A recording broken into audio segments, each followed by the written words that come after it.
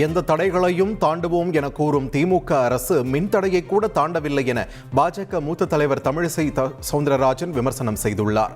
சென்னை காமராஜர் சாலையில் பாரதிதாசன் உருவப்படத்திற்கு மரியாதை செலுத்திய பிறகு செய்தியாளர்களிடம் பேசிய அவர், முதலில் பகலில் ஓடிக்கொண்டிருந்த அணில் தற்பொழுது இரவில் ஓடுகிறதா என்று கேள்வி எழுப்பினார்.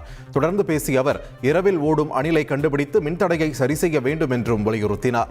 முதலமைச்சர் சொல்கிறார், மத்திய அரசு ஏதோ பல தடைகளை கொண்டு தடுத்து கொண்டு இருக்கிறதா? என்ன தடை என்று நான் கேட்கிறேன். முதலமைச்சர் எந்த தடையும் இல்ல, நாங்க தடைகளை தாண்டுவோம் சொல்றாருல. மத்திய அரசு தடையெல்லாம் கொண்டு வரல. மின் தடையை இன்னைக்கு மாநில அரசு தான் ஏற்படுத்தி கொண்டிருக்கிறது.